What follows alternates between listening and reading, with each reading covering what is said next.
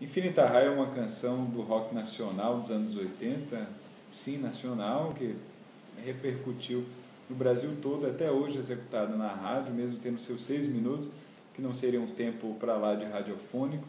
As zonas sonoras são aí expostas às ideias que estão presentes na letra de Humberto Gessinger, o compositor da letra da música, e que seria inspirado diretamente no Sartre e no Albert Camus, o que é uma declaração direta do Gessinger, que desde a época que foi composto o Infinita Raio já dizia isso, e até visto com uma certa ironia, como se houvesse uma arrogância dele em dizer isso, mas ele estava sendo honesto, sincero. Eu li bastante Sartre e Camus e me inspirei a fazer essa letra. Se olharmos, além do seu conteúdo, que a gente vai destrinchar e fazer uma comparação com o existencialismo de Sartre, no caso, há mesmo uma citação direta ao longo da letra, há uma referência do autor francês. Se pegarmos: a dúvida é o preço da pureza e é inútil ter certeza. Esse verso é de um livro de Sartre, de uma frase do livro O Muro.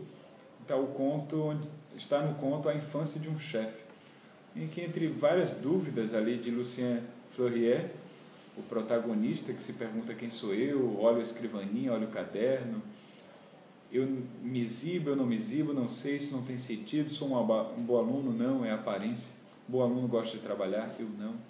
E ele se questiona ante a aparência dele, o que ele mostra para o outro, o que de fato é, ele descobre que ele mesmo não existe. Mas, por fim, vê um bem nesse questionamento e diz o seguinte: bem, posso suportar um pouco de dúvida, é o preço que se tem de pagar pela pureza. Está aí, está realmente escrito no livro de Sartre uma frase que é repercutida no Infinita Raio. Mas o que é que ela significa? O que é que ela pode explicar, inclusive, do próprio Sartre?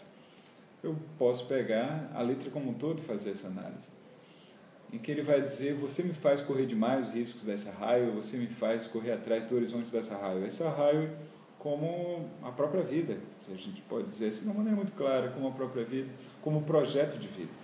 Não só a vida biológica, não só a vida química, do animal, do Homo sapiens, mas a vida existencial de um homem que se faz sentido, que se vê dentro de um entendimento de ser, que não é um nada, que assim, um sujeito capaz de criar sentidos e seres, de tal modo, já envolvido no ser, que se projeta ante ao que está colocado e nisso elabora o seu próprio projeto existencial, aquilo que vai ser não só carnalmente sua vida, mas como sua vida em sentido. E assim há um sentido em se fazer essa vida. Não está dado, não é prévio, não é simplesmente construído no céu de ideias. Essa existência está aí e ela vai se motivar a encaminhar-se num projeto. Já que não tem algo definido para o que essa existência deve ser, ela vai achar um sentido. Então, ele vai dizer assim: ninguém por perto, silêncio no deserto, deserta raio. Não há nada, nenhum burburinho dizendo o que se deva fazer, o que se vai fazer nessa vida. Ele estabelece quase um contato com o outro, nesse caso, para colocar uma conjunção de sentidos nessa alteridade, nessa intersubjetividade que estabeleça um critério mínimo motivacional dele, que esse alguém, ela que ele possa estar falando. E assim, não precisamos saber para onde vamos, nós não precisamos ir, não queremos ter o que não temos, nós só queremos viver sem motivos nem objetivos. É claro, esse ponto não é porque não há um critério externo que seja necessariamente algo ruim, algo maléfico. O que pode ser, inclusive, seja um fator de criação da liberdade. O nada não é só um desespero completo, é uma abertura de possibilidades para a criação do real, para a criação do que eu devo fazer. E essa criação do que eu vou fazer, para Sartre, é o ponto principal. Primeiro eu existo, depois eu construo aquilo que seja essencial para mim. Nesse sentido, o existente é a priori. Primeiro eu existo, depois eu me estabeleço enquanto ser. Mesmo com todas as influências que eu sofro nessa vida, mesmo com tudo que vem, eu ainda não me defino por aquilo que simplesmente eu sou coagido. Eu me defino por tudo aquilo que eu faço a partir dessas determinações. Pode ser biológicas, sociais, culturais. O que eu faço é justamente o que eu sou. Então, eu não simplesmente existo, a partir da minha existência é que eu sou. E nesse ser, eu me construo, e não é de uma maneira arbitrária, mas de uma maneira como eu mesmo me coloco em sentido. Então, eu escolho aquilo que eu sou. E assim ele vai continuando. Quando eu vivia e morria na cidade, eu não tinha nada a temer, mas eu tinha medo dessa estrada. Olha só, veja você. Quando eu vivia e morria na cidade, eu tinha de tudo ao meu redor, mas tudo que eu sentia era que algo me faltava, e à noite eu acordava banhado de sono. Não é tão simples assim, tá? Prende liberdade. Há uma angústia, a escolha não é algo simples. Primeiro porque eu não tenho certeza daquilo que eu posso escolher, justamente porque eu não tenho um critério externo, eu só tenho a mim como critério. Nesse grande jogo dos 7 erros, se fôssemos imaginar nossa própria vida como dentro de um jogo de 7 erros, eu não sei qual o erro porque eu não tenho uma imagem perfeita do lado para comparar e marcar. Se eu não tenho isso, eu não sei qual é a escolha. Simplesmente um caminho e o outro estão abertos e dados para a existência. O que vai ser melhor ou não, isso realmente é o risco. Vai ter que se arriscar dentro desse projeto a escolha. Mas não com pouca angústia. A palavra angústia aparece em Sartre justamente como a angústia da liberdade. É a palavra que já vem desde Kierkegaard, o pioneiro de todos esses questionamentos. O Kierkegaard vai usar esse termo angústia como a vertigem da liberdade. O fato de eu ser livre, ele me põe necessariamente numa angústia de escolher aquilo que eu vou ser. Um ser livre tem que se saber nisso. E mesmo sem nenhum esclarecimento sobre o que devo fazer.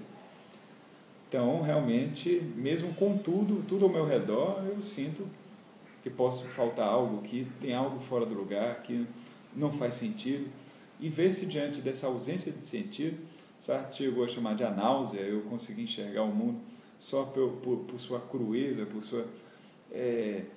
por uma certa ausência de sentido nas próprias coisas. As coisas mesmo, elas não têm o seu significado. Quem dá o significado é justamente essa presença humana, essa realidade subjetiva que se estabelece em contato com todos esses entes que só se manifestam com o ser. E com isso, o cru mesmo das coisas é um por nada. E perceber isso é algo nauseante. Mas há possibilidade de superar a náusea, justamente pela escolha, por criar o sentido. Eu vou fazer o sentido, então. E assim, claro, não queremos lembrar o que esquecemos, nós só queremos viver, não queremos aprender o que sabemos, não queremos nem saber. Esse sentido fundante mesmo do nada, da ausência do per si, do sentido das coisas. Não é um per si, é um para si, é um para a subjetividade. Estamos vivos e é só se obedecemos à lei da infinita raiva. E assim eu colocaria, e ao mesmo tempo ele põe uma frase aqui, que é direto, né, numa das frases de Sartre. Ele se pergunta: me diga, garota, será a estrada uma prisão? É interessante porque Sartre é autor de uma frase que é quase paradoxal, que é: a liberdade é uma condenação. Nós estamos condenados à liberdade, não tem jeito. Você que existe, que está aí lançado, que é um ser aí jogado, é um ser dado para se escolher. Você vai ter que escolher, você vai ter que se dar na liberdade.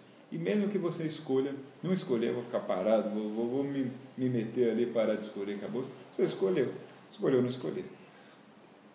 E assim, seria uma prisão? Eu acho que sim, você finge que não. Você está quase na má fé, você está alienando esse poder. Mas nem por isso ficaremos parados. Não é pelo fato de eu não ter essa certeza que eu vou ficar parado. Eu vou ter que me mover e eu vou continuar na estrada. E isso é se colocar no primado mesmo de vida existencial. Apesar de não ter certeza, ainda assim se fazer. É quase como aquela máxima clássica assim, de que o herói não é aquele que não tem medo, é aquele que age apesar do medo. Então, o herói, no sentido humano existencial, não é aquele que simplesmente tem certeza de tudo e por isso faz. Ele justamente faz não tendo certeza. E nisso ele é heróico. E assim, eu acho que o trecho central, inclusive, em que é citada a frase de Sartre, eu vejo um horizonte trêmulo, eu tenho os olhos úmidos, eu posso estar completamente enganado, posso estar correndo para o lado errado, mas a dúvida é o preço da pureza e é inútil ter certeza. Eu vejo as placas dizendo não corra, não morra, não fume, eu vejo as placas cortando o horizonte, elas parecem facas de 2 gumes. Primeiro eu vejo o horizonte trêmulo, é instável, os seres se movem, o tempo se move, as coisas se refazem, e dessa maneira, aquilo que eu teria certeza, eu não tenho. Então está trêmulo, está fora de um grau de estabilidade. E nisso eu tenho justamente, com esses olhos úmidos, a possibilidade do engano. Eu posso estar correndo para o lado errado, mas eu estou correndo. E a dúvida é o preço da pureza, porque eu estou de fato tentando manter algum projeto. E mesmo que eu erre, ainda assim eu estou acertando por estar dentro do projeto. O erro é quase como o que é a lei mesmo dessa infinita raio, é se fazer, não se negar o ato de escolher e o ato responsável. O termo responsabilidade é importante. Eu estou sob a responsabilidade minha em me manter num projeto, em querer esse projeto, em dar sentido às coisas, como também a responsabilidade de, dando esses sentidos, ser uma pessoa tal que crie o homem mesmo que eu gostaria que habitasse a Terra. Se não existe o homem universal, o homem essencial, o homem que deve existir de uma maneira determinista, o homem está livre, inclusive, para criar o seu sentido de humanidade. Então, o que eu devo fazer na minha responsabilidade é criar o humano mesmo que eu gostaria que existisse. O homem com H maiúsculo, o humano com H maiúsculo, será aquele humano particular que eu mesmo sou e quero inscrever no mundo. E assim, existem várias convenções, existem vários, por aí, várias coisas que eu possa vestir como uma roupa para dizer que eu sou. Se eu sou, poxa, faça assim, faça daquele jeito, faça concurso, faça case, tenha filhos, assim você vai ser uma pessoa feliz. E esse convencional são as placas de 2 gumes, dizendo não corra, não morra, não fume, não faça isso, não faça aquilo, por mais que sejam orientações sobre como viver, são 2 gumes, porque são convenções gerais, não necessariamente dizem do meu projeto existencial de vida, não necessariamente fala do modo como eu mesmo me encaro enquanto ser livre. E assim, ele vai colocando outros versos em que mostra essa confusão, essa desorientação, mas que ainda assim ele continua correndo, vai 110, 120, 160, continua se mantendo à frente, ele se joga e não vai se arrepender. Eu estou dentro daquilo que eu sou, e isso é o que mais é importante. E assim, deixo sempre um sorriso, é a sombra do sorriso que eu deixei, numa das curvas da highway. Esse é o meu legado.